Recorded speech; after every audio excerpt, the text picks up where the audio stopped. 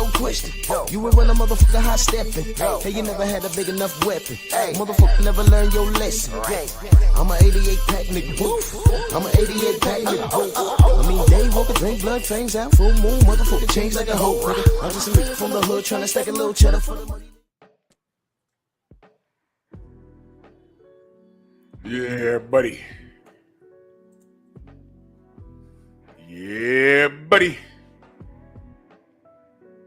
Lightweight. Lightweight, baby. Oh, it's time to bleed. I love it.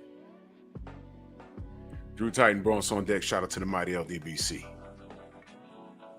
Let's do this roll call real quick. Let's do this. This is the last episode of LDBC Strong for the year. We'll be back next Sunday. Don't get it messed up. Let's do this roll call.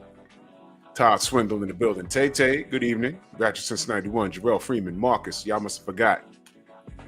Hey, Styles, I don't know what do you mean, but we'll get to that, whatever it is you're saying.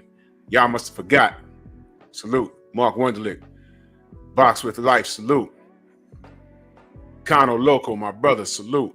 Ern Jordan. Bill D. Hen Dog. Salute. It's basically a year in review. Got a couple of those coming, but this is the Sunday version. Hen Dog, salute. Caesar T. Max, salute. So to help me with this conversation, as always, the Sensei Stormy B-Man is in the building. Salute, good brother. Salute. What's good? No diggity doubt, man. We good. Jeff Sparks, salute. Always supporting, salute. So let's get to it, man. This isn't exactly a best fights, but I'm giving out my awards on Monkey Tuesday on New Year's Eve. So I'm doing that. You know what I'm saying? I'm doing that. And how fitting that how fitting that it's New Year's Eve and it falls on a Monkey Tuesday. I did not plan that, but don't miss that. We're gonna have some fun. So y'all grab your bananas and come and enjoy. Show up. But here's what we're gonna do. Tonight, I just want to ask the public. Eric Jordan, salute. I'm gonna ask the public, what did we learn from 2024 in boxing? What did we learn? Because I learned some things. You know, I'm not above learning. I take pride in telling you I don't know everything. You know why I say that proudly? Because number one, it's true. Number two, it exonerates me from mofos that do drive-bys that want to come up here and say, you're wrong. When they don't even listen to me. When I say, look, how many times have I asked y'all, how many times you heard me say use the term, educate me? Because maybe you know something I don't. Heard me say that so many times. And when I say educate me, the dudes that do drive-bys and the chicks that do drive-bys, they can't do it. They can't even educate me. And I asked you, educate me on that. What do you mean? And they just in here defending a fighter that I said something about. Hilarious work. Did we have a good year in boxing in 2024? I say we did. You know what I also say? And this is why a lot of people that I've spoken to, Clarence McLean, Bronx on deck, salute. That's my brother. Stephen X, salute. Young Hollywood, I see y'all. Y'all must have forgot. I see y'all. Know what I noticed? I've asked a few people. Well, I say, I think we had a pretty good year in boxing. 2024 was a really good year. Some people will say it was all right. It wasn't all that. And I'm like, well, what did you want? You're so quick to say it wasn't all that. So I asked them, and it's not a challenge. It's like, interesting. Maybe I missed something. So tell me, what didn't you get from boxing in 2024 that you would have liked to have seen? that was available, but somehow the business prevented it. And do you know I never got an answer? From 3 people. And it wasn't like a argument. It was like, oh, okay, it wasn't good for you. Boxing was really good to me this year. It was. It really was. Even with the Jake Paul circus, the Jake Paul and Mike Tyson circus. You know why? I watched it. Why? Had a decent undercard. And since I got through the rest of it, I said, I might also watch this, however it's going to go out with Mike Tyson. And Mike Tyson gave you a clue on what it was going to be because he gave you his ass to kiss, didn't he? Literally, didn't he? Did you not see Mike Tyson? Could you have gone to the grave and been just as well not seeing that? Do you know I saw that and I wasn't even looking for that? I'm just watching it. He's talking to his son. And then he turns around, cheeks out. I said, whoa. to be blind for 5 seconds. If I could have caught the ill glaucoma at that moment, I'd have appreciated it. What's wrong with my eye? Don't worry, you ain't missed nothing. Now, thanks to clown stuff, I could say that I saw Mike Tyson's naked ass. And I didn't ask for that. You see what I mean? But it was a good event. Up until that moment. Are you kidding me? But with that being said, Did he even think he was back in the pen or something? Bro, I don't know. But I pointed out the Jake Paul event to let American fight fans, and I'm gonna get at y'all in a minute. American fight fans, that I'm gonna remind y'all, Jake Paul exists because of y'all. That is y'all fault. But more on that at another date. But outside of that, boxing has been pretty good this year. But when I asked the few of the people that say, hey, man, it wasn't all that. I'm like, well, what did you want to see that you didn't see? Mr. Shelton, my brother, salute, young Merv. And I never got an answer. So let me ask. I'm going to ask you, Stormy, and I'm going to ask the chat. Are there any fights in 2024 that you could have seen happening that didn't happen due to business, due to the fighters, due to them being on opposite sides of the street, because that's been the latest thing lately? Is there anything that is making you say 2024 sucked because I didn't get this 1 or 2 or 3 fights and these fighters lollygags? Is there anything you could think of that could discredit 2024? Because outside of that, I think it was a great year. Yeah, if you take Turkey Al Sheikh's promotions off the table, there you go. It is. And the reason that I say it like that is this. It's not that only his cards were great. It's the impact of the type of promotions that he put on that stirred the pot of boxing. All of the promotional companies began to step their game up in their presentations as a result, because they wanted to remain in a lucrative market. Right.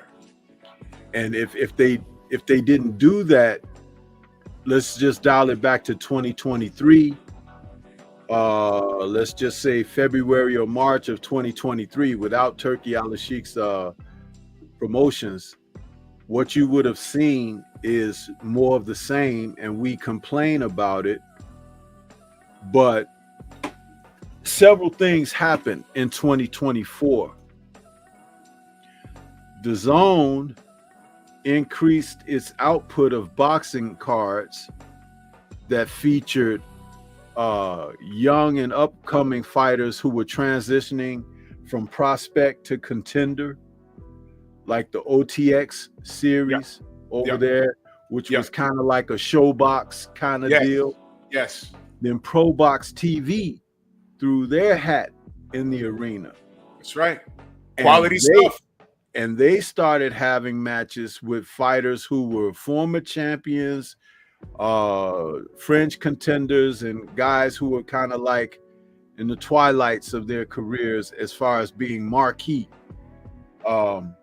They came along, and you began to see a transition of promotions that maybe guys who might not have gotten airtime Right. were starting to get airtime because it's like, you know, we have to fill these cards. We have to have numbers. So even like I've got playing on my monitor in the background here, I got the Jaime Munguia fight with Bruce Sarash on there, Bruno Sarash, excuse me. And when I last turned it off, it was like right at the end when the fight ended or whatever. So I restarted it, and that card ran for 4.5 hours. It was long, man. It was a long card. Long. A lot of fights on there. On there. And some guys that were on there wouldn't ordinarily be on TV. So This is what I'm talking about. And to get that type of boxing in our homes, it's gratifying because it's like that's what I want. I want to be able to turn my TV on and see some boxing. That's right. Because I'm not into too many other sports anymore. My love for professional sports is really gone. Yeah, I used to the NBA used to be second runner up. I tried to sit through a game fairly recently and I turned it off so fast. 74 3-pointers missed. And they threw up that stat and I said I was like, what's wrong with this game? Whatever, that's a whole nother conversation. I just can't do it no more. I can't. But you're right. I like being able to turn on the TV. And I have the DAZN app because they're filling my plate with boxing. I appreciate what they got going on in pro box. I think they got their own arena in Florida. Is that the word? That's what I heard. Check it out. How many days in a year? 365. When you open your app for DAZN, it'll tell you where it says start watching. Yeah. It'll say over 150 something fights this year. That's half the year, man. And you see throughout the calendar year. So it's like, dude, hey, I'm good. You understand? Right.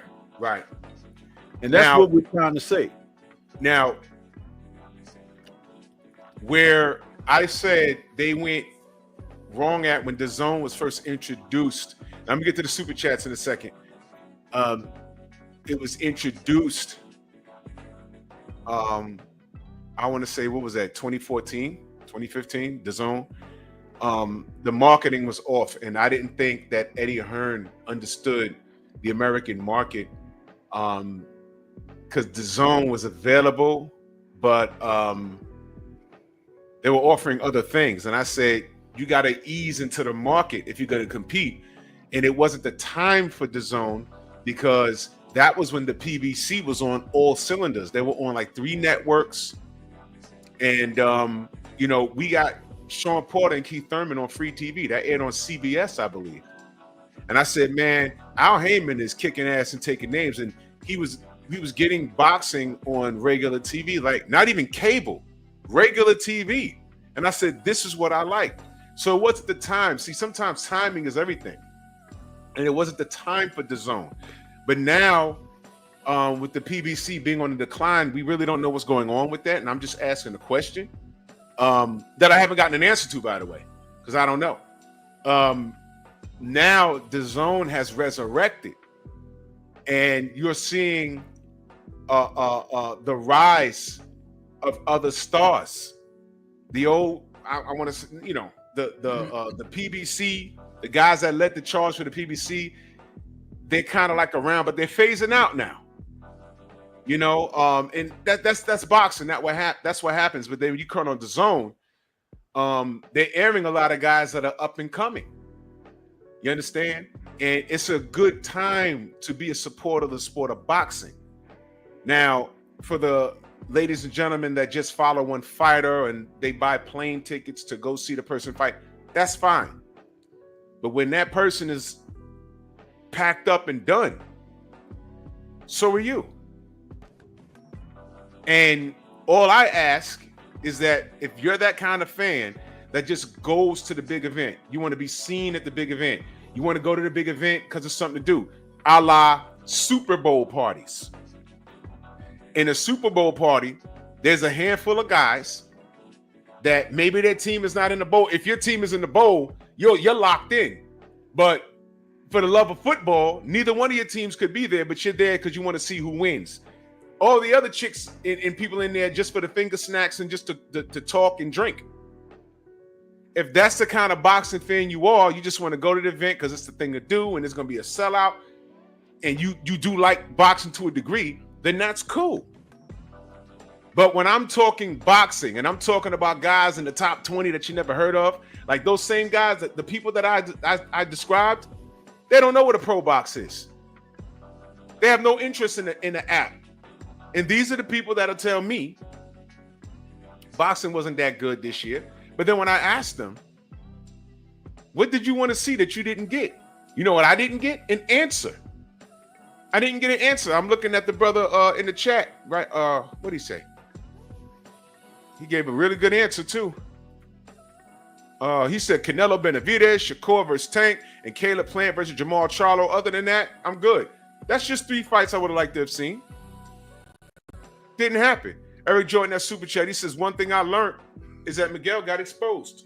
Check this out, though. He sure did. And salute the Freedom's March and that with the super sticker. Salute to you, good brother. And keep pumping out those videos, brother.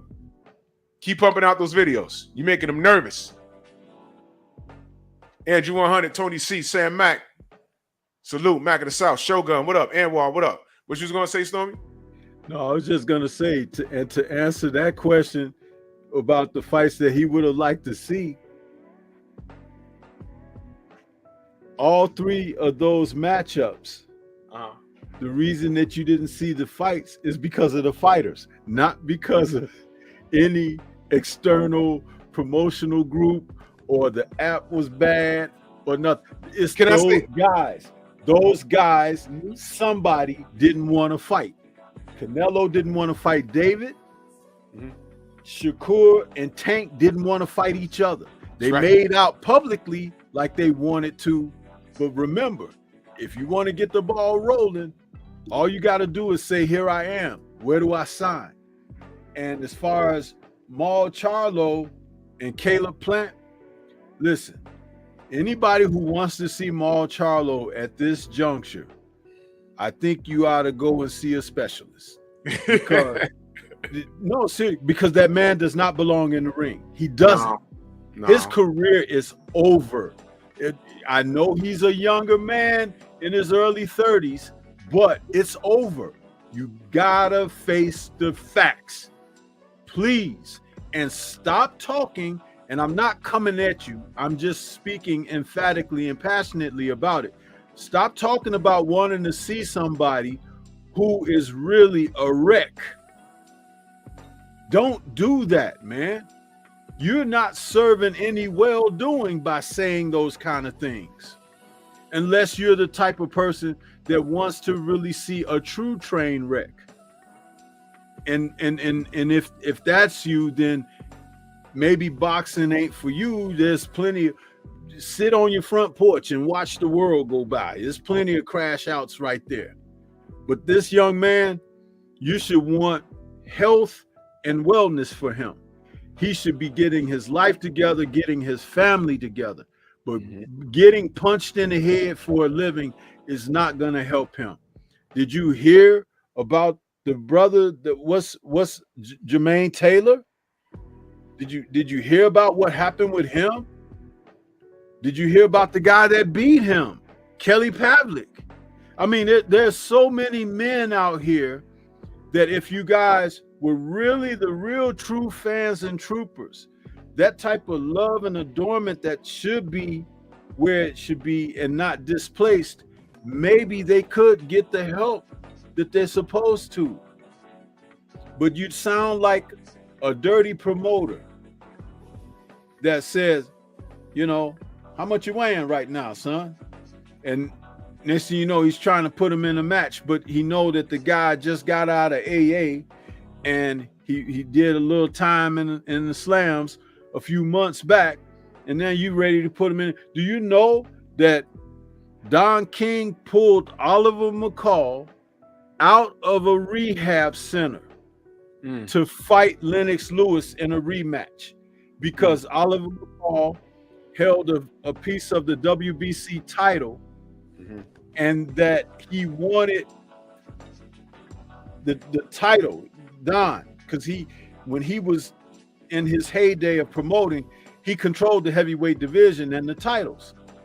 He needed McCall to fight Lennox. McCall had a mental breakdown in the fight.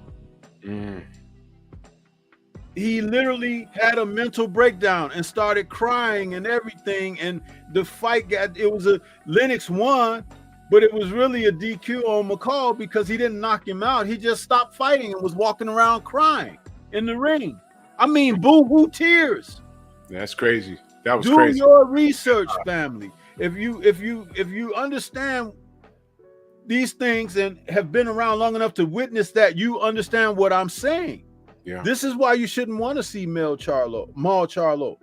Mel, yeah, he should get his ass in the ring. But his brother, no. That man needs help. He needs help. And as far as I've seen, it ain't come yet. Nope. Not that I know of. Salute to Eric Jordan. That super chat. He said most of the undercards fights was more exciting. Yo, this was a satisfying year. And we're gonna go through basically we're talking about what we learned. I learned that there's hope. I want to bring it to your attention. Jamal Charlo not available, right?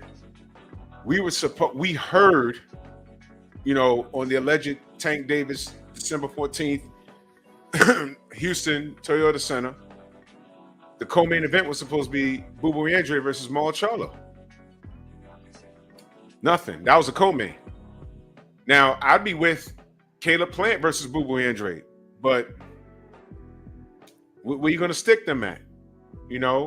I learned that I'm not clear on what the PBC's doing. I've had conversations with people directly. They can answer questions. I'll just say that.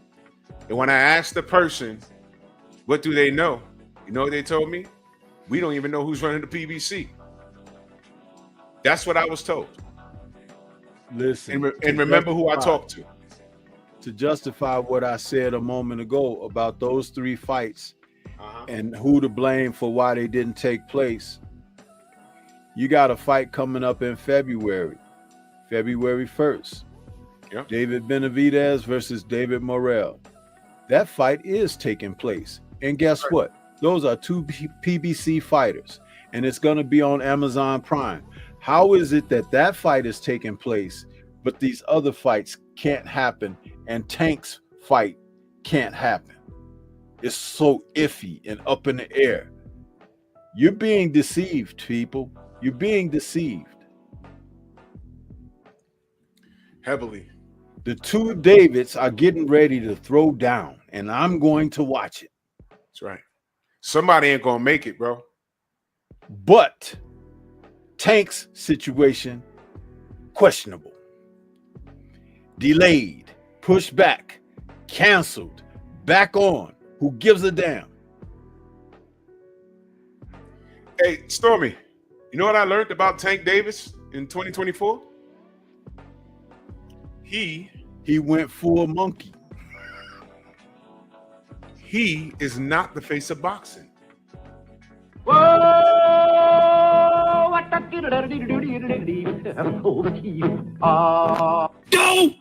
he's not. I don't see Canelo going through any of this. The two Davids are about to lock horns. Everybody getting it popping but him, and he's running around with his lip poked out. The fight's canceled. The fight's back on. Lamar Roach is saying, stop asking me shit. I'm in camp. He's saying he's in camp.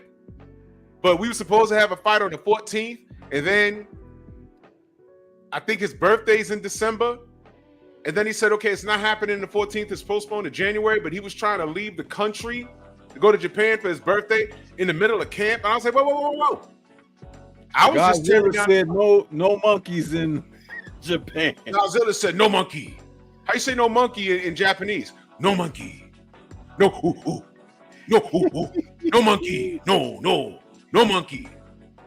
So I was just tearing the fight down.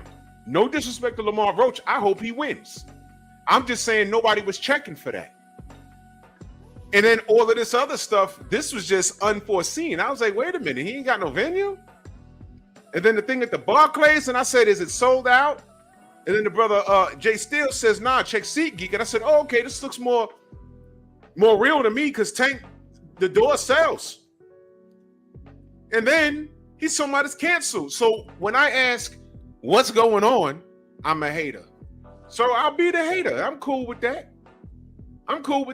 You make it worse for this kid. He better not. My brother 503 line, salute, man. That was a hell of a, yo. If y'all not locked in with 503, Smoke City Mobcast, Usual Suspects, they did their pound for pound list and they explained everything. If y'all not locked in, I don't know what's wrong with y'all. For real. Yeah, great show, fellas. That was a damn good show. I was there for the whole thing. That was a great show. If I'm a hater for asking those questions, then just call me a hater. That goes to show you how insecure certain fan bases are, because you know it's fucked up. Because a question as to what's going on as it pertains to the face of boxing, that's not considered hate. That's asking what the F is going on. How do you know I don't want to go to the damn fight? Can you imagine booking a plane ticket and a hotel and you're just waiting for the seats to go on sale? Oh, oops, it's not in Houston. It's in New York now. And you live in LA. I'll tell you something else that we learned in 2024. As another influential result of the participation of the Saudi, we learned that what a fighter's purse is not as important as y'all thought it was. Out of the cards that were made in Saudi, how many times have you just heard the fighters' earnings being discussed? No, they didn't complain. But they participated. And that doesn't mean that they were paid such astronomical, paydays. Mm-hmm. But what it does mean is that it's their business. That's right.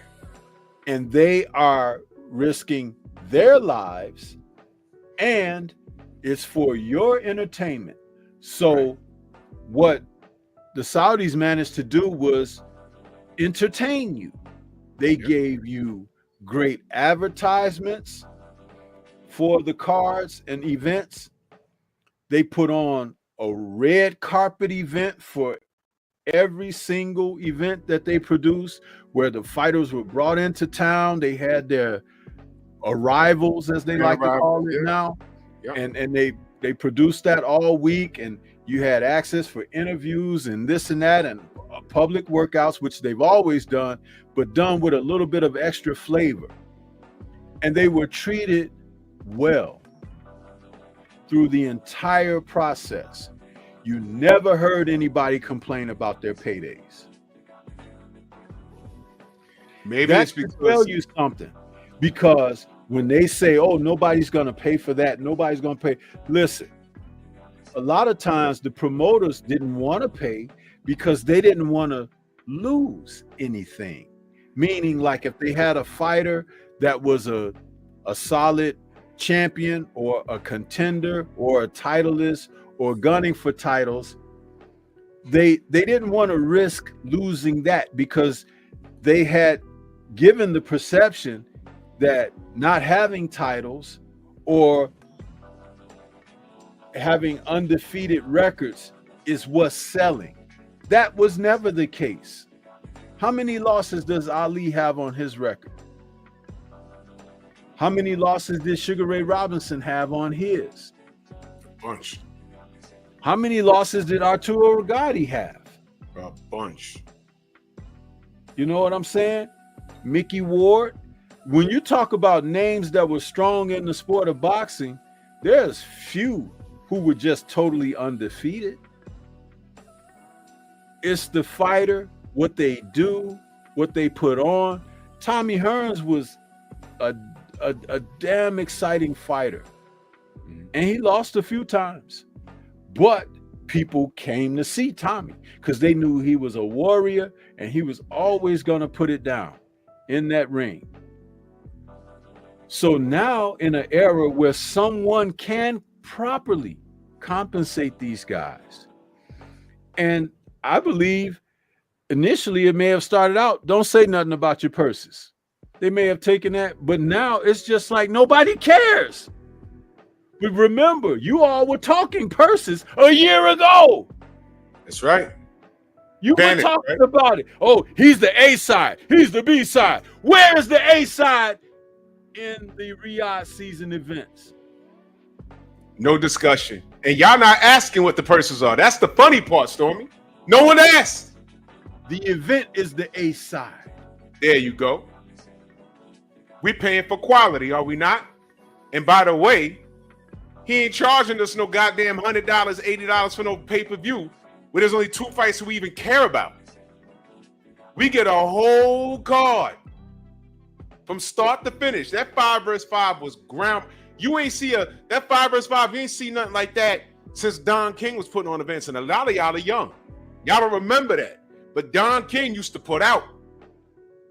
He used to put out on those events. That's why that was so in the thing. I keep saying this.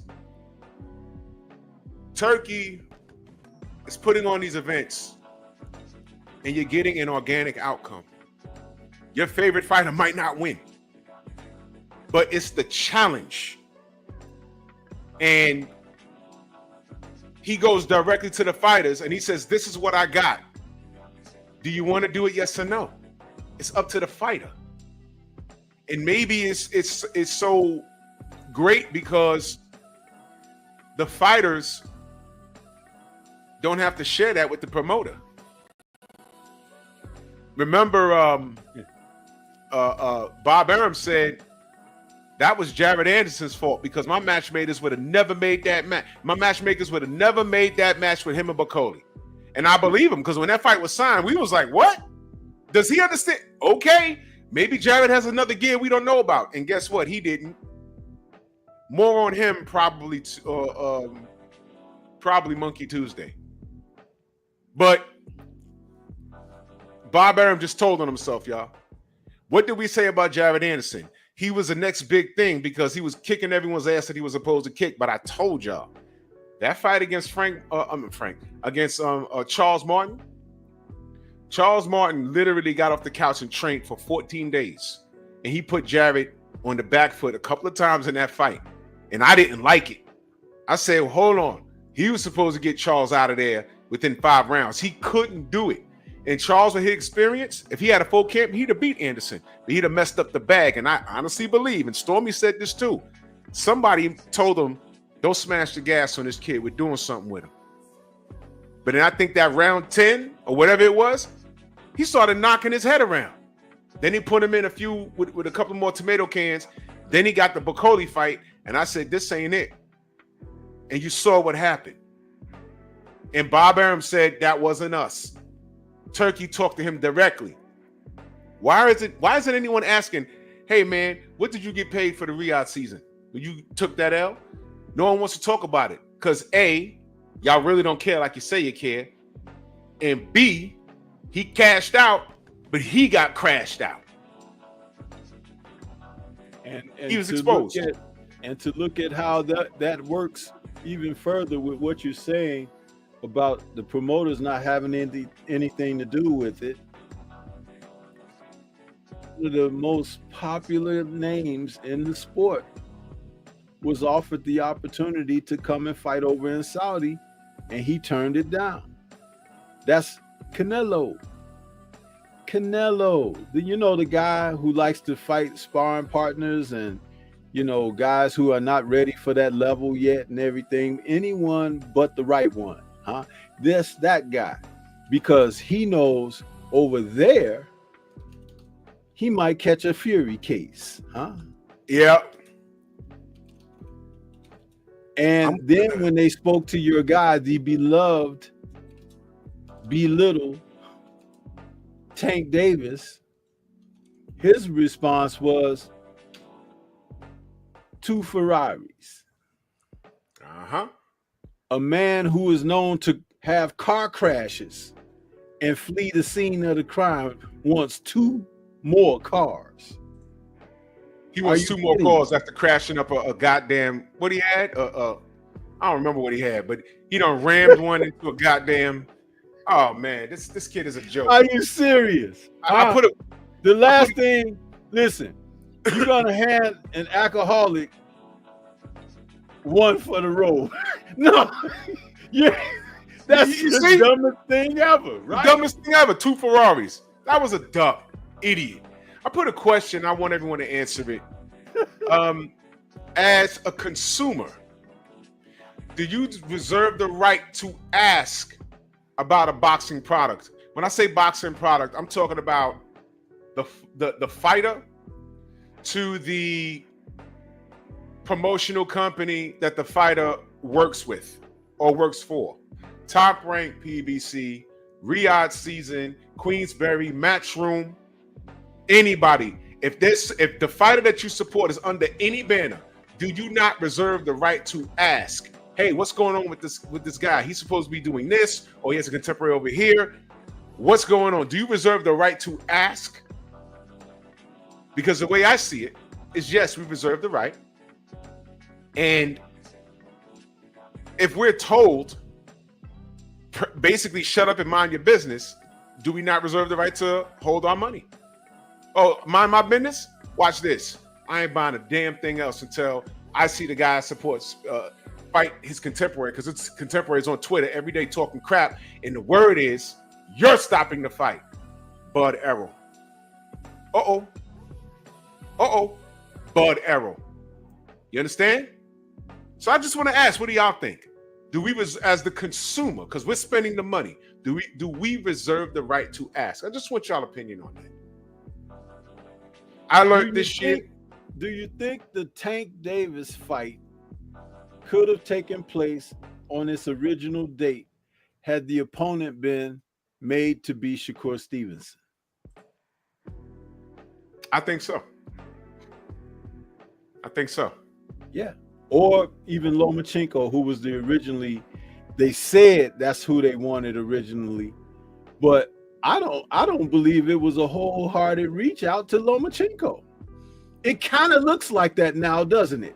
You can kind of see how it's played out, because guess what? The 2 Davids are fighting in February, y'all. February 1st. They're in camp. They're training. It's going down. What is Shakur's excuse? Now remember, Shakur was supposed to be on Bitterby versus Bivol back October 12th. He was going to be the headline co-main on pay-per-view.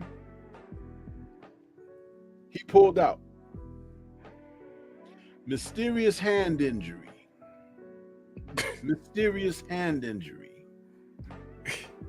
And then they say, well, he'll come back in early 2025 and he'll take on William Zepeda. Well, Zepeda ran into a dude named Tevin Farmer. Yep. Farmer, they told me you was washed up. They told me you was through. Farmer said, well, listen, Zepeda, it simply wasn't true. Awesome. And then exactly. And then now, guess what? Zepeda said, my hand hurt. Regarding the Shakur fight, mysterious hand. He's doing the Bruce Lee shit. Yeah, it was the hand. Talk to the hand. Talk to the hand. Now, Shakur, look at you now. Where you at? I'm gonna tell you. I'll tell you something, Shakur. You want to get right back in the game? There's only one name. Keyshawn. Hello. Shakur, don't mess around and lose to Floyd Schofield. Don't do that, bro. Because it's going to be very hard for you. Playboy Play, salute. Snacks B, salute. No. Jimmy, what up? Listen. Quan, what up? He don't even have to lose to Schofield. all Kid Austin has to do is make him look bad. Yeah. And that ain't hard to do because he looked bad against several other people already. Huh? And he can't use this excuse. He can't use that. Huh? It ain't gonna work. You got to reach into a different bag and pull out a new excuse. Huh? Yo, listen, man, he held out for the bread. He's going in the direction that he wants to go. It might not be what he thinks. You know, he has, I don't want to say working against him because I'm going to pick him to win. Listen, you say he held out for the bread, but now he's toast. Listen, I got a million of them. Yeah, I'll be live all next week. But check it out. Check it out, bro. Listen, if he had gone through with the October 12th situation, he would have been wealthier than he ever was. He was going to make bank he had never touched before. Now he's got nothing but a raggedy fan base that is as fickle as Tank Davis's Twitter game. It's here now it's deleted. It's here now it's deleted. Huh? That's what he's doing because what fight does Shakur really got lined up right now? Now we're talking, Kid Austin's going to get that opportunity. But I'm going to tell you something. A hungry man is a dangerous man. Very, man. Very, very. And you know he ain't making what fighting Kid Austin what he would have made facing Joe Cordina over in Saudi. He's not. It's probably not even a fraction of that. Yo, I stand on it. That Cordina fight was serious for him, and he knew it. Yeah. He knew it. I stand on that. Now he go in there and mess around with Floyd Schofield and make, if he lose or make it look, or if it's closer than we think, his stock gonna drop. And watch Tank and everybody else jump up and want to get in that, get that work with him. He can't look bad. You kind of paint yourself into a corner. He has to perform. And one thing I could rely on in Saudi is that you get organic outcomes. And your favorite fighter might not win. He might not win. Might. And I'm cool with that as long as the outcome is organic. I'm cool with it. You see that last comment right there from Caesar? He said they're already saying Zapata negotiating a rematch for Farmer too. So that takes see him off the table for Shakur. You know what, man?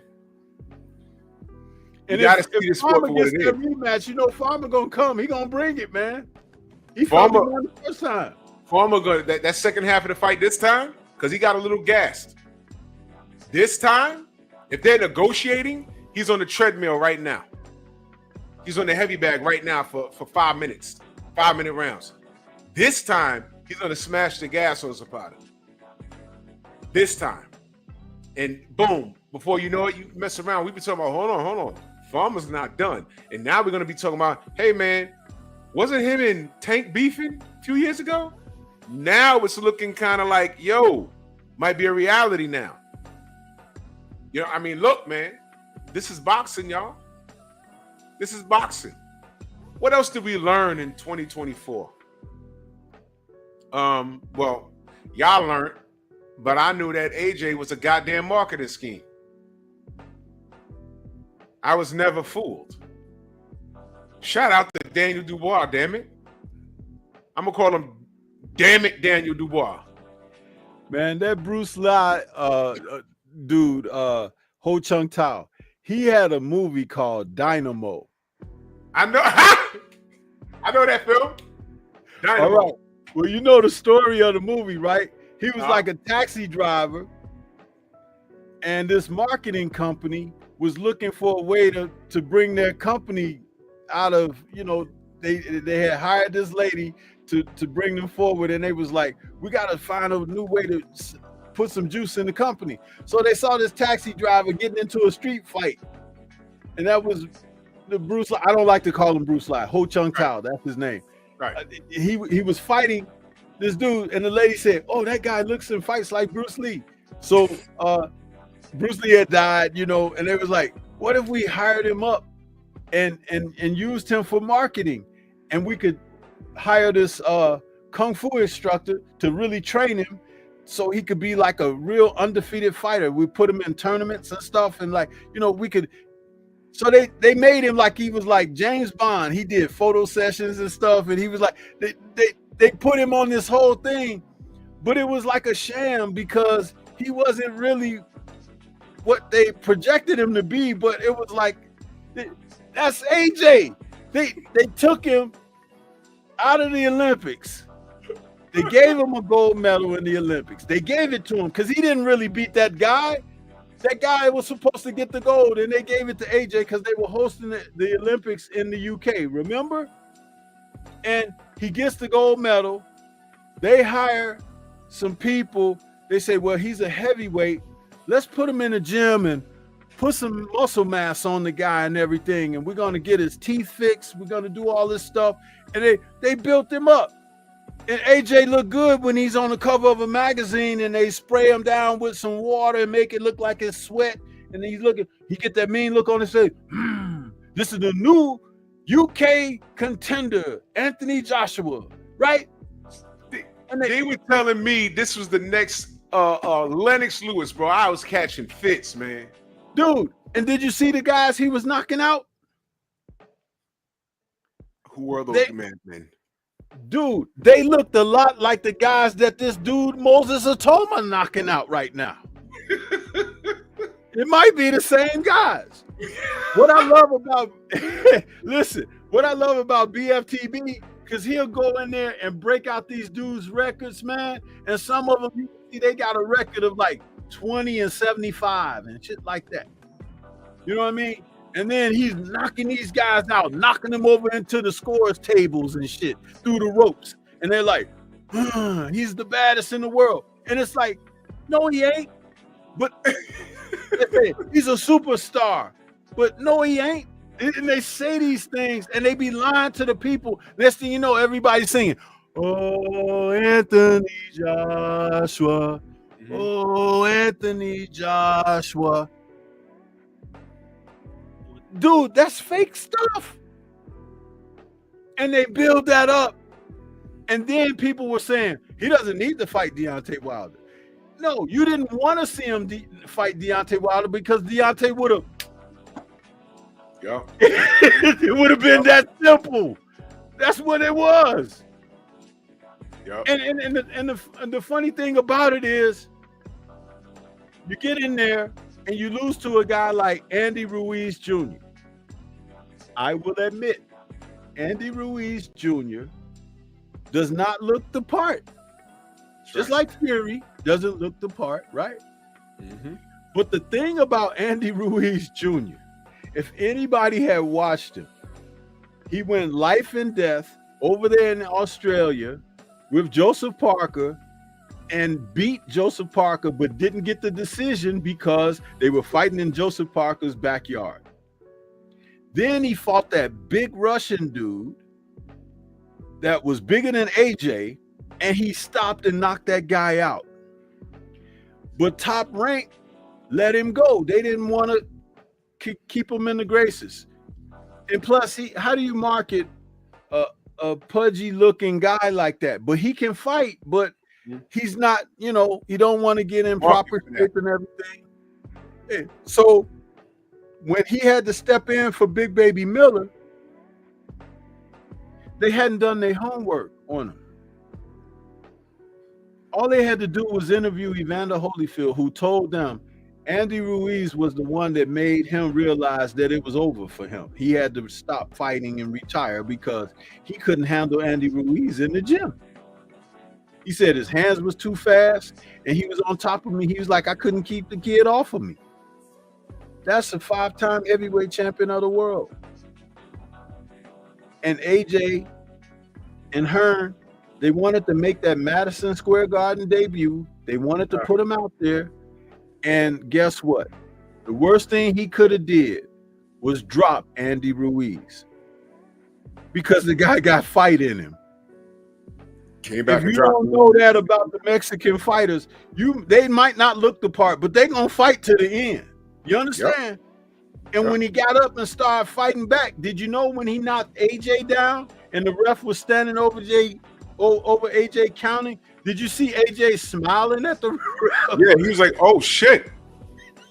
He was embarrassed. He was It was embarrassed. like, hey, this ain't part of the script.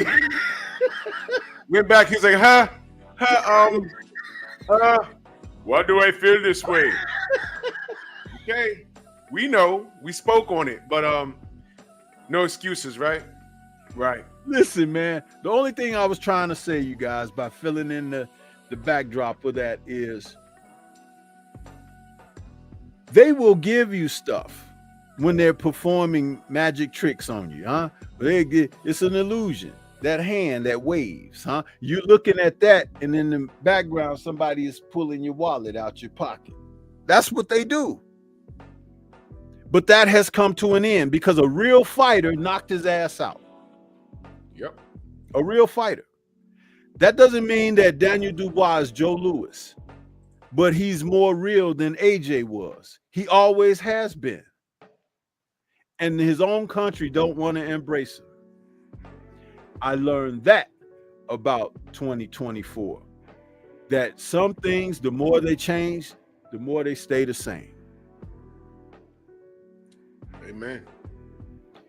Stan Dubois, Daniel, and Don Charles, keep doing your thing, because right now is you guys' time. It's your time. Make the most of it. If you go out there and you take care of Joseph Parker, they really won't be able to say nothing about you, but they are already stacking the deck against you. Everybody is starting to talk already. Yeah, I just think that Joseph Parker will have too much experience for him. I think that Joseph Parker is, he's too seasoned of a boxer and everything. Wait a minute. You mean the guy that got knocked out by Joe Joyce? You mean the guy that got knocked down twice by Zili Zhang? And they had a rematch clause, and he didn't want to take the rematch. But, Andy Lee has been helping him so much in the gym and improving him that he's put on even more muscle and everything. I doubt it. It's more weight. It's not muscle. It's weight. And weight don't serve you in this game like that. You're going in there against a young man who's 26, 27 years old. And when he go upside your head, it's going to recall memories of the other bad stuff. You mean the guy that lost to Dillian White? That guy. So Daniel Dubois should be shaking in his black trunks, huh? Let's see if I can find that picture of me and Joseph Parker. Because I was exceptionally bigger than him. I was like, this guy's somehow he's heavier than me. Whatever. But keep cooking for a second. Let me Well, Quan Big Gun says AJ has all the tools, but he is chinny and no killer instinct. Well, he don't have all the tools. You can't say one thing and then say those other things, huh? It is not there. It's non-existent, bro. They've been putting him in and matching him up against guys who couldn't get to the chin and guys whom refs wouldn't allow get close to him, like Parker. Okay, so now that he's been in there with people who can punch him back, he's had negative results in those type of matches. Usyk punched him back. Dubois punched him back. Ruiz punched him back. Dillian White punched him back in their first fight. And they were talking about thinking of possibly having a rematch with Dillian, but they say, no, let's go with Otto Wallin because I'm sorry, that's just too much of a threat, Dillian White. Because Dillian White might show up to fight. Yeah, they don't want that. They don't want that. Dillian White show up. That one bad move and it can offset everything. Yeah. So that marketing scheme, you know what I mean? They started running out of walls to put up, huh? At first they were putting up brick walls. Then it was drywall and plaster. Sheetrock. Now the wall that they put up was like them little paper walls that you see in the Chinese and Japanese movies when they be in those little huts and they can lick their finger and push a hole in the little paper window. That Danny Dubois was on the other side saying, "She got your ass." Yeah. Yeah. You see?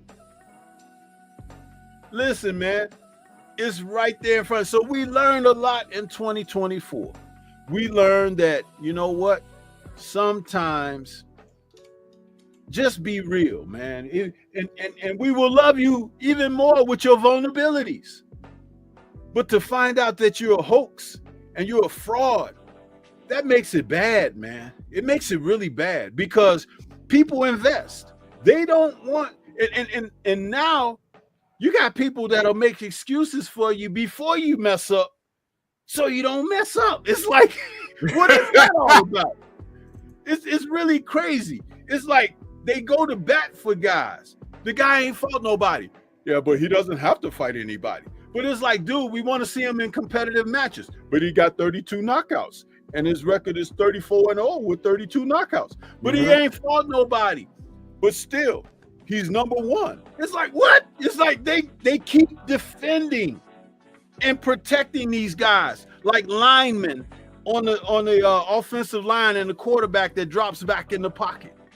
It's like these guys are, and you know what happens, right? In the football game, somebody eventually gets through to the quarterback and they sack it. Huh? It happens. Eventually, yeah. And some quarterbacks are so brittle that the first hit they take, I'm out for 3 weeks. You know what I mean? bruised ribs, bruised shoulder. You know what I'm saying? Bruised ass. They just be out because they can't take it. Huh? Some of the damn coaches used to pay those linemen extra money. I don't want his jersey getting dirty in this game. Them guys be out there blocking their butts off, playing like all pros. For that bonus. Yeah. I'm trying to find this damn. Where's my other? Oh. Snacks B says, I always wanted AJ versus Ortiz. I wanted to see AJ get stretched by Ortiz. Listen, I wanted a lot of fighters to fight Ortiz because King Kong was a good fighter, man. Yeah. And it's not so much I want to see somebody lose to him. I want to see him in the competitive fights because he was that good. Yeah. Yeah. And never forget, he was a matchroom fighter and he was signed to be shelved. And fighters like he and Guillermo Rigondeaux were done so wrong in their careers. Their careers were basically held up and halted because they were so good and promoters didn't. But could you imagine if King Kong and Guillermo were around today in their perpetual youth when they were being avoided and Turkey would offer them opportunities? Oh, man. Come on. It'd be different. Way different. How many guys left the division for Rigondeaux, Drew? We counted it. We did a show on that. It was at least 5. It was Frampton, Quigg, Carl Frampton, Leo Santa Cruz. Yeah. It was several dudes, man. They left the division to not fight that man. That's exactly what they did, and nobody holds anybody accountable. Nobody. And it's disgusting, man. It's disgusting. Nobody, man. And when Deontay fought King Kong voluntarily, that's what really made them say, we ain't messing with Deontay. Because he displayed something that the true warriors of the sport display. The fact that they are willing to go in and put it on the line. And they're like, he even fought the guy and he didn't have to fight him. Hell no, we're not going that direction. You know, we're not doing it. And then when he fought him again a couple of years later, it's like, no. I found the pick. That's Joseph Parker, y'all. I don't know how he's heavier than me. I don't get it. It's bone density, man. Yeah. Those guys over there. Somebody told me what's the other nationality? You got Tonga. Yeah. Tongas. Tongan is the same as Samoan. Is this the same? Samoans and Tongans, and I don't know which one he is, and I don't want to be disrespectful. Right. Those people are big boned people. Yeah, they have solid bones. Because he could be weighing 220 and be bigger than you in mass. Yeah. You know what I'm saying? I'm only 220 in this pick. Yeah, but I'm just saying, but they're big boned people like that. Yeah. So He's his a very friendly guy when it comes to him. Yeah. Yeah, he's a friendly dude. And this right after this pick, I saw a fat ass Dan Raphael, and I told you I tried to run up on him. I didn't know what I was going to ask him. I was going to ask him a question, and security had got in the middle and said, "Yo, come on, bro." He said, "Come on, bro." They were running that block game that I just talked about with protecting the quarterback. The security dude was like, "Come on, man." I said, "Yo, I just want to ask him a question." I was like, "All right, man. All right, I'm going to let him live, man. It's all good." Damn. They were running straight interference. You didn't hear that whistle like, all sides. All right here. I want to play. Dude, looking around like, what? I'm not even in the game. You bet your black ass you're not. Yeah, man. But listen, man. Shout out to Joseph Parker because he's been busy. After the we could say this for 2024. Staying busy gets you results. Staying busy gets you results. You turn around and you look at Joseph Parker. Look at what he's accomplished in his last 3 or 4 fights. You say, wait a second. Oh, shoot. Yeah, he's on a roll. That's why I like this Dubois matchup. Dubois had a mishap, got right back in the saddle. Had another mishap, right back in the saddle. So what I've learned I knew this, but in 2024, what you guys need to know is that staying busy helps. Staying on the shelf and collecting a check, shout out to the PBC. You come in cold and you pay for it when you come in cold, ice cold. That's not a good look. So that's why I asked what's going on with the PBC, because all these PBC fighters that be shelved for a little while, you notice they always have a hard way to go.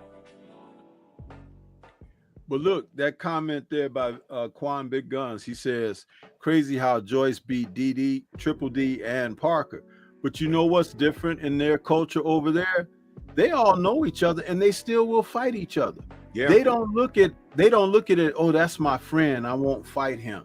Some of these guys, they're in the same camps and everything. And they may transfer to another camp when they realize that they're getting to that point and they might have to compete. But they do face each other. And they you know, they're competitive in that way. In America, guys are sticking, you know, to the thing of like, oh, we boys, we cool, and we ain't gonna fight each other and all of that. Well, you're stunning your own growth. That's right. Fabio Wardley just fought twice this year against Big Frage Clark, 2 young men who were moving from prospect to contention. And when they faced off in, what was it, January or February of this year, it was a big fight because both men, they're not young in age because they're both like 30 years old. I think Big Frage is 33 and Fabio is like 29 or 30. You gotta make moves. You gotta make moves. Right, but they fought each other and it was a damn good fight. So they fought each other in a rematch in October. And of course, Wardley prevailed with a first round knockout. But the thing is, they got in there and they did it, man. I don't make fun of the fact that the men who try to take their chances and you it is a risk. It's a risk every time you go between those ropes. Yeah. But they did it and they got much respect for doing it. What American fighter can you name right now is doing that? None. None of them. And I don't want y'all to forget, Errol said he'd fight Mel. And they're damn near brothers. But he said that he'd fight him if it came down to it. Now, I don't know who's trying to change the rules in boxing. Ain't nothing wrong with y'all being cool after the bell, but we didn't tell you to get involved in this sport. This is something you told, y'all decided to do. And if your best friend is around your weight class, that's not our fault either. Listen, man, I remember Jamil McCline. Jamil McCline and Chris Bird are good friends. They're good friends, and they're brothers in Christ also. I think they went to the same church or something. And their wives was right there in the front row holding each other's hands while they fought in Madison Square Garden. I think it was Madison Square Garden. Was it Madison Square Garden? I forget. But they fought, man. Because that's the business, and it's not personal. Let's get money. Let's get money. So I hear what they're saying, but I don't care. I don't care for it. DOG, salute, Gnarly Ray. BFTB, what up? I hear what they're saying, but don't nobody want to hear that shit. Ali was cool with a lot of fighters you never thought he was cool with. Him and Joe Frazier didn't hate each other. Joe Frazier didn't like him marketing the fight. But look, it wasn't personal. This was business. Joe Frazier didn't complain about those paydays, and neither did Ali. It's just what it is. So all of this, we cool, we boys, man. Listen, jump up 2 weight classes. One of y'all do it, so we ain't got to even put y'all in the same sentence. But this is bullshit. No. Don't avoid. Fight. Mm-hmm. Because what's going to happen is you will earn a certain part of your legacy by doing this. Mm-hmm. A fighter fights. And if he be in your way, you have to move him. You have to move him. See, I'm going to tell you something. It's Shakur that planted that seed because he's the one that don't want to do it. True story. And see, I understand and recognize that from day one when he did it. You want to sit up and say, well, that's my boy. We train together and everything. No. I told you, Keyshawn is different. He's starting to see what success brings, and he wants more. It's obvious that Shakur don't want the same things. Yeah. Because you look at what he has done over this past year, he has fallen back. Jaron Ennis, same thing. You're supposed to be such a badass dude. Dude, you got to fight somebody. Fight these guys. You're allowing them to put a reputation on you that should not fit. Everybody is not going to fight you in Philly and give you all the money and take all the risk and let it go down and it be your party. Sometimes you got to bring some to get some. And in boxing, it goes that way. It goes that way. So, Shakur, again, it's looking real awfully iffy with him. And Keyshawn, let's just say a year from now, December of 2025, Shakur's probably going to be like this, and Keyshawn's going to be like this. That's right. They call him the businessman. That's going to be. It's going to be Shakur because he didn't stop that train when he could have stopped that train. Oh, yeah. My brother, Comic Cons, go subscribe. In the super chat, salute. He says, salute, family, keep grinding, salute. And I like what our brother 503 Lion said. He said, I would fight my brother for a bag. Let's feed our family. It's just business. And it's the business that they selected to do. The average person doesn't comprehend it. But if you're into the sport, you get it. Now, let's get to the psychological aspect of that. Why do you think he wouldn't want to fight his friends and stuff like that? but he's been telling you he think he's the best boxer in the sport of boxing. He's been saying these things for a couple of years, but you ain't proved it in the ring. You ain't proved the damn thing. And you know what, Stormy? It goes to show you. He obviously saw more value in Keyshawn Davis' friendship than he did with Devin Haney. And maybe he's thinking, I done messed up that relationship. And that's a real relationship you want to have. I might not want to mess up this thing with Keyshawn because I'll be 2 in a row. But here's the thing, Shakur. Everybody already knows you're a scumbag. Not only that. What? Douche. Not only that, but check this out. Keyshawn got brothers. And they've been known to lay hands on people. Yeah, that too. Yeah. That too. So maybe he just trying to keep the peace on that end like that because he don't want the smoke that can come outside the ring. Maybe. You see? True story. Yeah, because the whole thing with Devin, let's not forget, he burned the bridge, but he didn't take the fight either, did he? He damn sure didn't. So what are you burning the bridge for? For all of that, you should have took the fight. Devin offered it to him. And he didn't take it. Before I forget, I'm just gonna go back to this for a second. This is me and Joseph Parker. And this is me and Joe Joyce.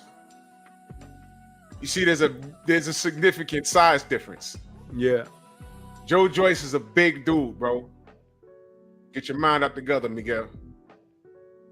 He's a friendly dude, too. He's very friendly. He's so kind-hearted, man. Stormy, if you was there, a lot of the fighters are, man, really. The good guys in the sport of boxing. A lot of them, you know, they don't. It's these jerks, man, that out here that, you know, make you kind of like go the other way and don't want to even talk or deal with them. But yeah. You know why? Because there's a serenity that comes over fighters when they become accomplished in the gym and through their experiences. They know that they can handle themselves. Yeah. So they don't go all out to try to impress upon the public, this is who I am. You know what I mean? It's like they're secure within themselves. And that's a discipline because it is a martial art. You know, a real martial artist is not going to be walking around saying, I can kill 10 men with one blow. You know, it's not going to be doing that. But you mess up and you look up and he done wiped out 10 dudes with a few blows because he can handle himself. Yep. You see? And that's, you know, that's the thing. So that's where you get that. It comes across like that. But I want to remind everyone, it's cool running into fighters that are really kind-hearted and cool.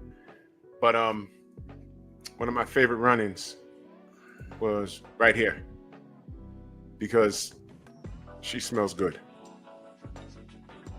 The goat smells good. She smelled very nice. But she ain't need no security and nothing. She was all by herself. And I'm like, hey, you smell nice. Can I get a picture? She said, yes. Yeah.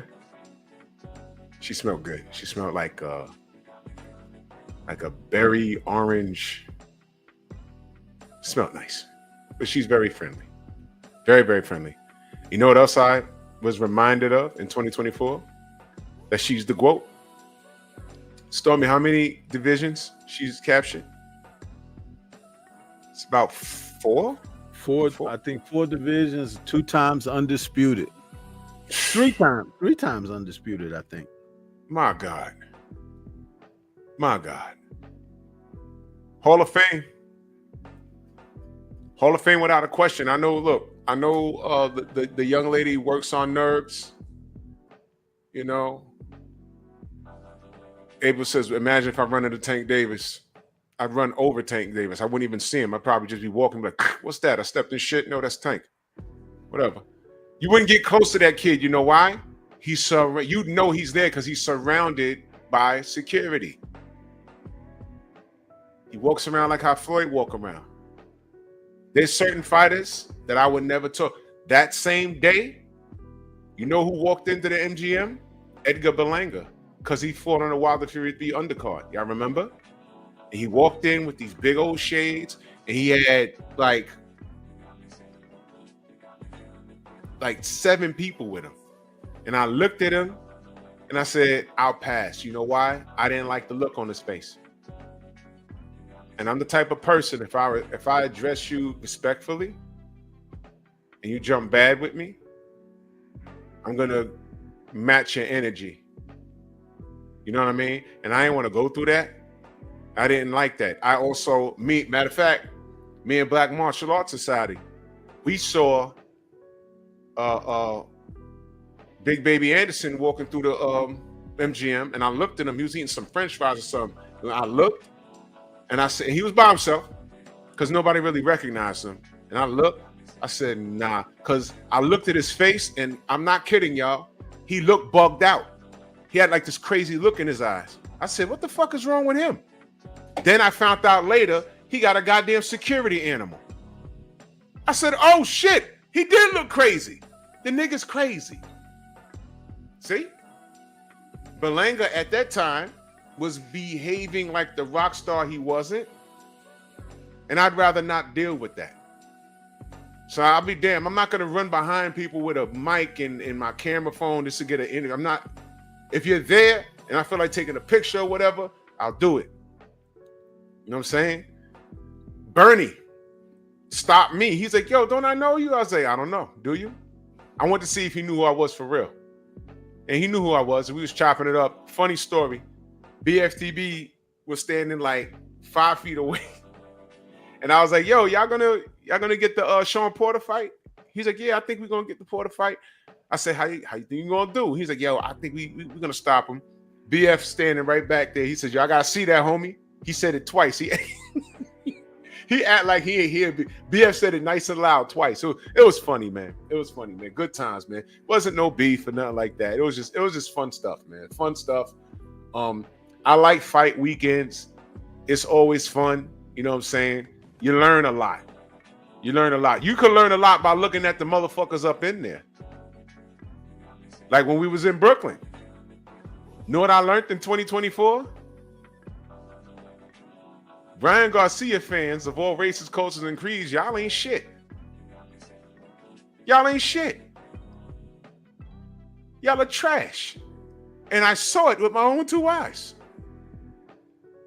No person that stands in the pocket for Ryan Garcia in any endeavor, especially a black person, can say anything to me in life.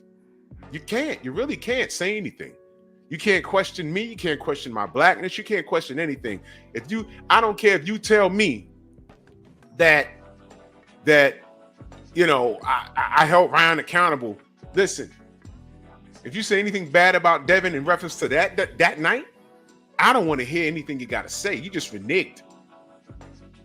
Yeah, I'm laughing at Black Martial Arts Society's comment there. He said he ran into Big Baby at Five Guys last week. There's a good chance you're going to always run into him somewhere where you eat. But you know what he told me?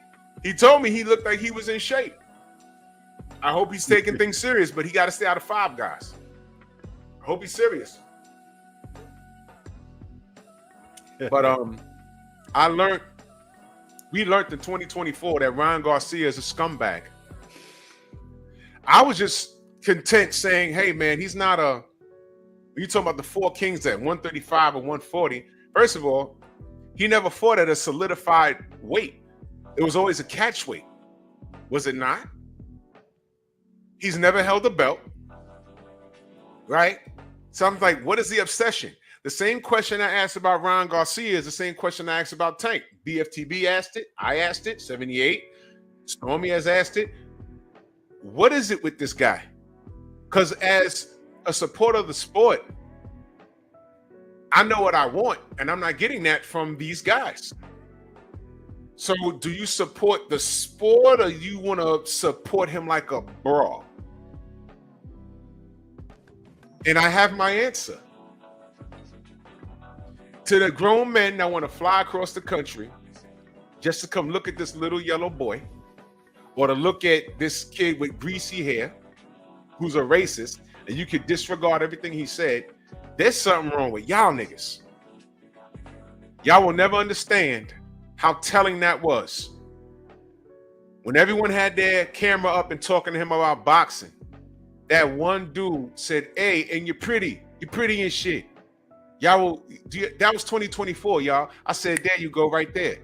You dudes is pillow biters. You dudes is pillow biters. That's what y'all are. I learned so much about the fan. You know what?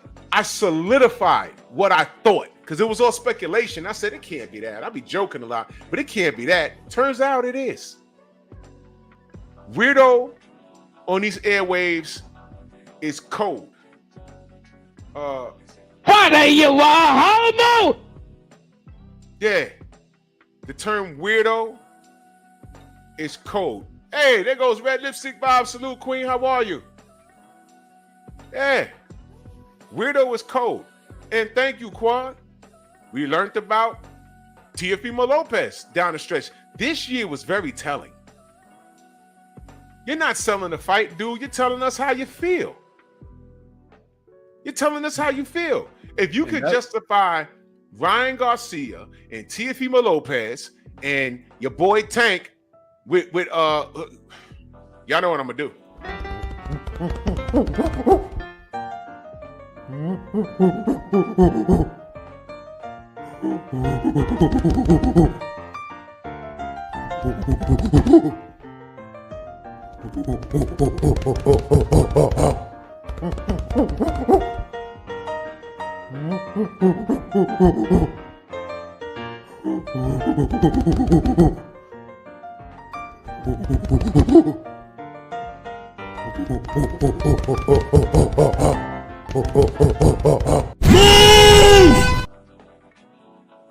What the fuck was Tank doing, bro? What was that? What was that? And then when you ask, what was that? And I reiterate, I don't give a fuck if it was before he tore up that room and had to be escorted out the hotel with the Magneto helmet. I don't care if it was before that. I don't care if that was before the George Floyd statements, because you know Tank stay on social media. Matter of fact, didn't Tank say, hey man, I'm out here sticking up for you. If I found out you cheated, I'm gonna slap you. And didn't Ryan respond, hey man, I didn't cheat, but we could run it back. And then when they see each other, that's what you got. And this is after the suspension and everything else. You really? I learned so much in 2024. Village Brother in that super chat, he said, y'all peep Ryan sat down with Ward on his podcast, and Ward, bro, 2024 never ceased to amaze me, brother. And I'm saving that for later in the week. But y'all saw it. And I want to remind y'all, when Fred Hawthorne told Andre Ward, you know, they talk a lot of crap about y'all about you online, and all you doing is winning, and we stand in the pocket for you. Andre Ward told Fred to his face, it's got to be on his page somewhere, because this is before the pandemic. He said, whoa, whoa, whoa. First thing he said was, my daddy white, but your mama black, but your daddy white. Fine. Then he said, whoa, whoa, whoa. I ain't asked for your support.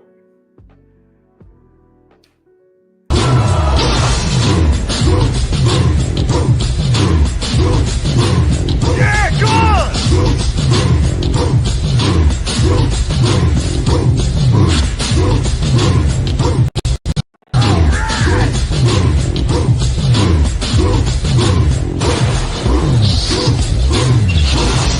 Yeah, man, come on!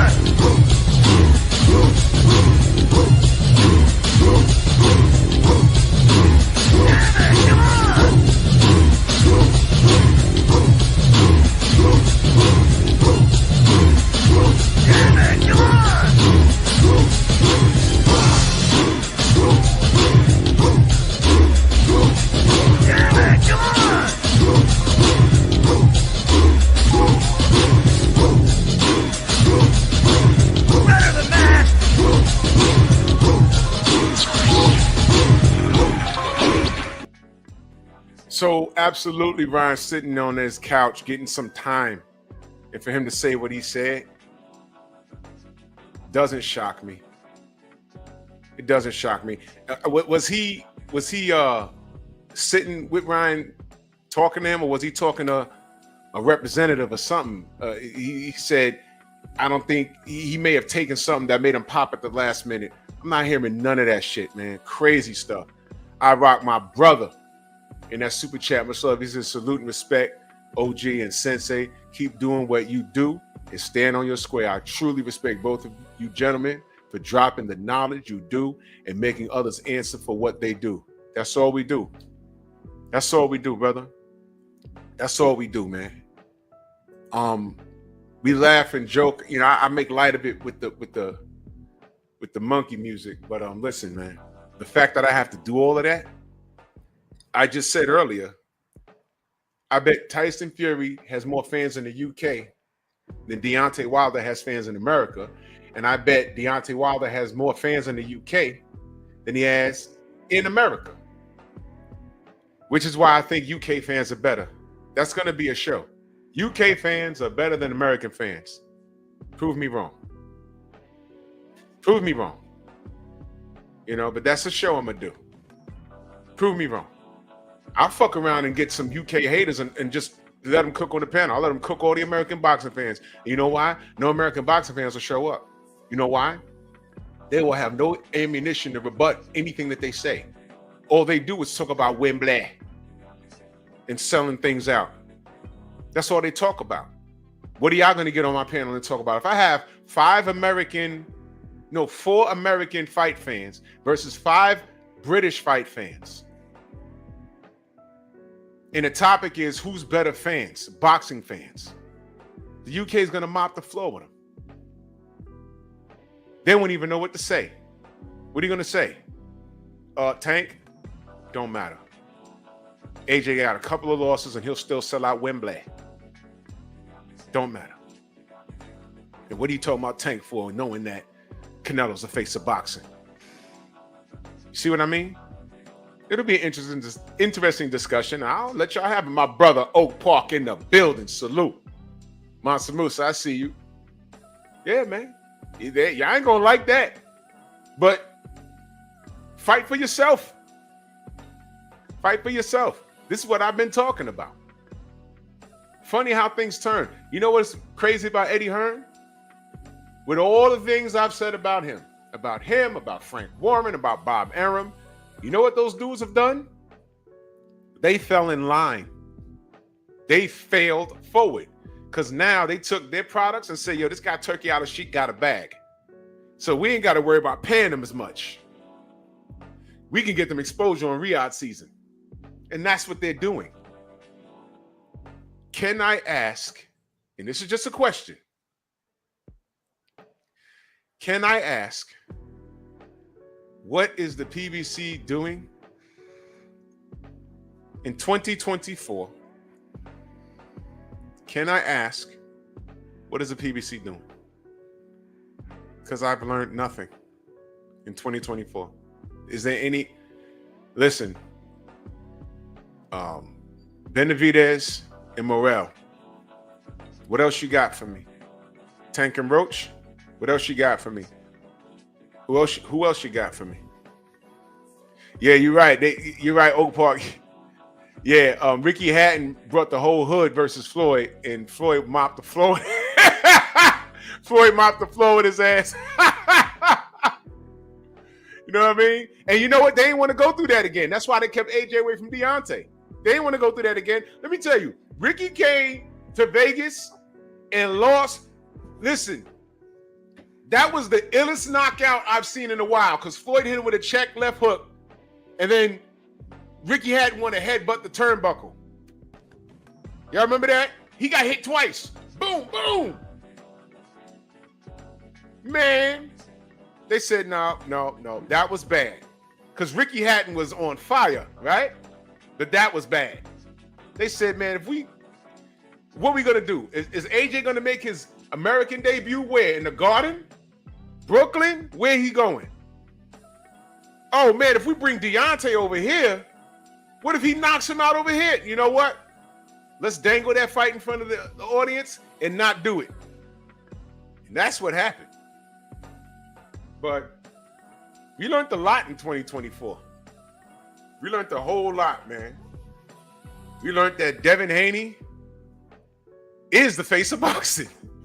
Hey, since they want to now talk about, well, maybe we could still make Fury versus AJ. Maybe you could bring that picture out with those trunks. Oh shit! Let me see if I got that handy.